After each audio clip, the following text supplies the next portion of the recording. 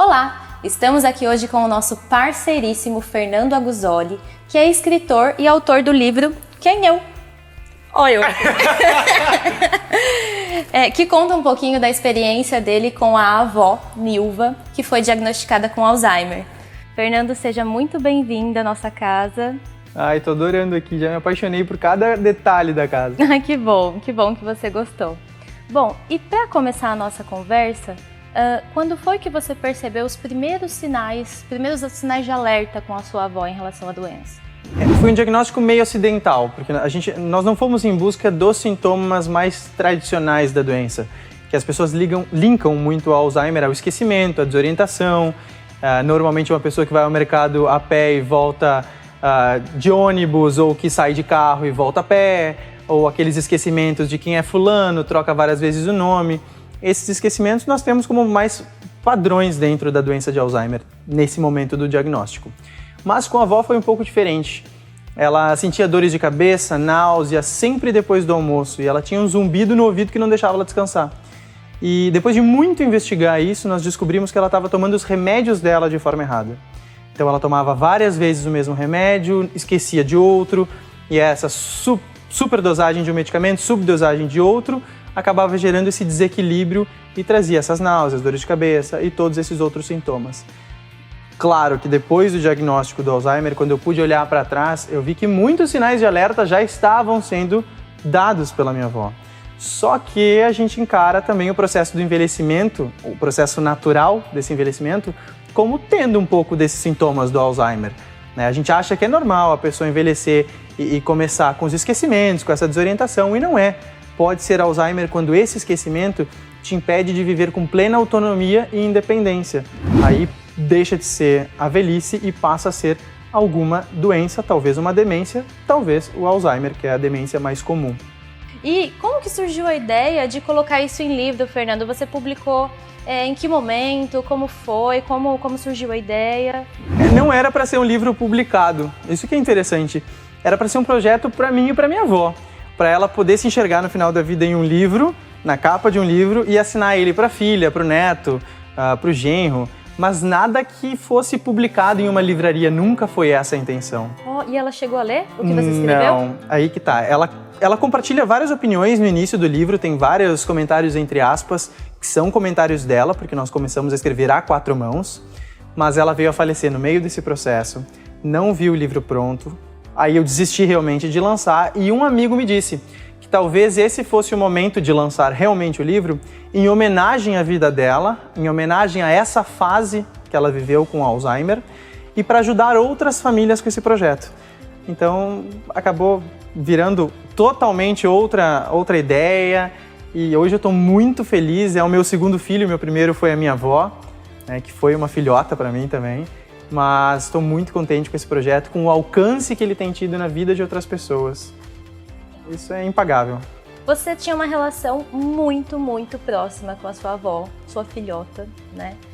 Como foi para você essa experiência? Assim, você pode dar um pequeno spoiler aí do seu livro e contar um pouquinho disso pra gente? Com certeza. A minha avó era incrível, porque ela era uma avó muito coruja, sempre foi uma avó muito dedicada, muito interessada no convívio com o neto, mas ela também era uma amiga. E eu sempre digo isso, eu não sei exatamente em que momento da nossa vida a minha avó acabou se tornando a minha melhor amiga. E durante esse diagnóstico do Alzheimer, conforme as limitações aumentavam e a necessidade de alguém 24 horas por dia, ela também se tornou minha filha. E isso para mim foi muito importante. A gente fala muito de reserva cognitiva, né? Reserva cognitiva é muito importante para a gente evitar vários desafios da velhice. Isso é importante, todos nós já sabemos. O Supera contribui muito para essa reserva cognitiva. Mas nós também temos que dar um pouco de atenção, muita atenção, à reserva afetiva. Quais são os laços que nós estamos firmando ao longo de nossa vida? Porque se for o caso de um Alzheimer ou de qualquer outra limitação na velhice, nós precisamos ter essa reserva afetiva para que alguém fale por nós. E a minha avó conseguiu construir isso de uma forma muito incrível, maravilhosa, cativou todas as pessoas que ela conhecia. Eu costumo dizer que eu sinto pena da minha avó ter morrido, porque ela era uma pessoa incrível. Eu gostaria muito que as pessoas pudessem conhecê-la hoje. Eu gostaria de ter conhecido a sua avó. Ela ia adorar te conhecer também. E, Fernando, você falou sobre reserva cognitiva, reserva afetiva. Como você vê hoje no Brasil esse cenário de combate ao Alzheimer? É muito novo ainda, eu vejo, pra gente, esse assunto. O primeiro diagnóstico de Alzheimer já tem mais de 100 anos, mas aqui no Brasil, até a geração da minha avó, e hoje ainda em camadas mais humildes da população, ainda é caduquice, né? Fulano ficou caduco, Beltrano ficou caduco. Muito maldoso, né? Ficou lelé, ficou esclerosado, mas não se falava muito sobre os nomes, sobre os diagnósticos, sobre os tratamentos, sobre as prevenções. Claro que a prevenção ainda é um pouco genérica, a prevenção do Alzheimer é uma prevenção para basicamente qualquer doença que possa se apresentar na nossa velhice, na nossa vida. Então, é um assunto muito complicado, mas ainda é tratado como caduquice em boa parte dessas camadas da população. Não é bem maldade, né? Falta de conhecimento. É falta de conhecimento pleno, não é maldade, não é de forma alguma maldade. Claro que existe um preconceito com o termo demência, e isso acaba estagnando um pouco a população na busca por um diagnóstico, por um tratamento, e acaba levando ao isolamento social desse idoso, né, forçado por uma família que tem constrangimento com o termo demência e que não sabe lidar com esse tabu. Isso existe, não dá para negar. Mas hoje nós temos dados que preocupam muito. Um em cada quatro idosos recebe diagnóstico da doença. Então tu imagina, sendo que no Brasil nós temos 1,5 milhão de diagnosticados com Alzheimer e no mundo 35 milhões. Até 2050 esses números vão triplicar. Essa é a projeção. Sim. Mas lembrando que 1 em cada 4 idosos recebe o diagnóstico. Então é um número muito pequeno que compõe esse grande número que nos assusta e que cada vez vai nos assustar mais.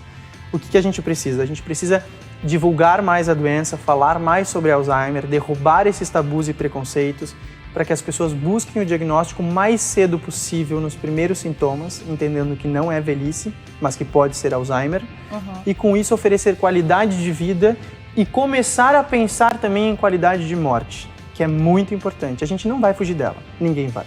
Mas é necessário ter qualidade para morrer também. O que eu sempre digo que foi uma grande lição que a avó me ensinou façam parte da vida das pessoas, não só nos momentos dos sorrisos, mas nas dificuldades também. Quando eles não mais puderem falar por eles, falem por eles, não por vocês, falem por eles. O que é essa decisão que vocês estão tomando? É uma decisão egoísta ou altruísta? Tem que ter esse pensamento, porque todos nós vamos passar por diversas perdas na vida.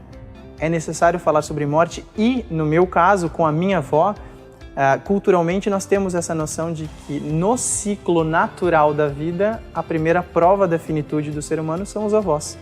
E isso é uma injustiça muito grande, porque eles são tão incríveis. A gente tinha que ter tanto tempo com eles, né? Com certeza, Fernando.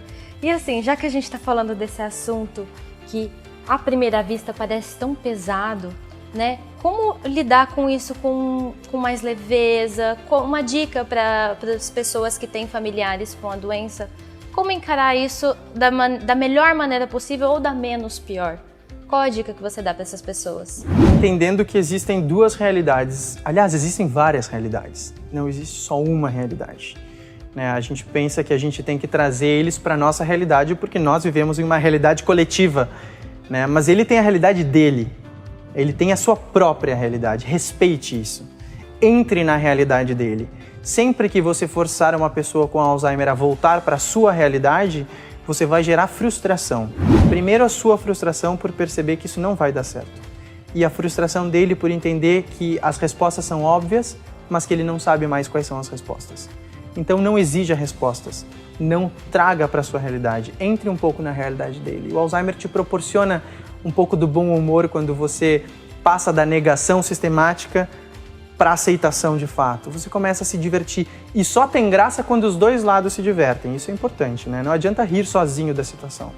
Eles têm que achar engraçado também, eles têm que estar se divertindo, eles têm que imaginar que são felizes.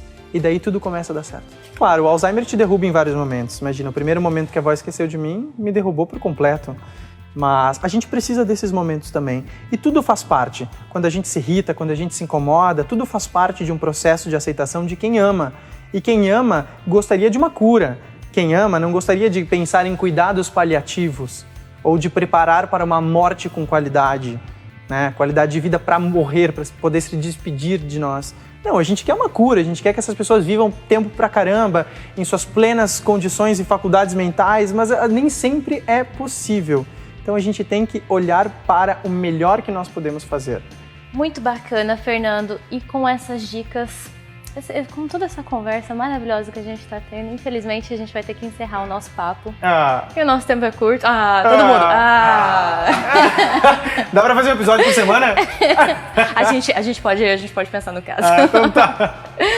Então é isso, pessoal. Essa foi a nossa conversa com o Fernando Aguzoli. Novamente, fazendo uma propaganda aqui, o livro Quem Eu. Merchan. Se quiser, deixa o endereço do seu site também, Fernando, para que as pessoas possam acessar. É www.vovonilva.com.br. Lá tem notícias sobre Alzheimer todos os dias, tem um super parceiro Supera, com várias matérias sobre envelhecimento, com saúde, com qualidade. Tem diversos outros colunistas que trazem assuntos muito pertinentes para quem enfrenta esse desafio no cotidiano. Legal. Obrigada, viu, Fernando? Eu que agradeço. Se você gostou dessa conversa, continue acompanhando as nossas redes sociais. Um beijo. Vou mandar beijo pro povo? Vai ficar estranho isso, não ficou? Vai mandar selinho agora. Beijo. Eu gostei do beijo. Ai, não ficou estranho? Eu achei estranho quanto... Se você gostou desse vídeo, continue nos acompanhando nas redes sociais, curta, compartilhe com seus amigos e até a próxima!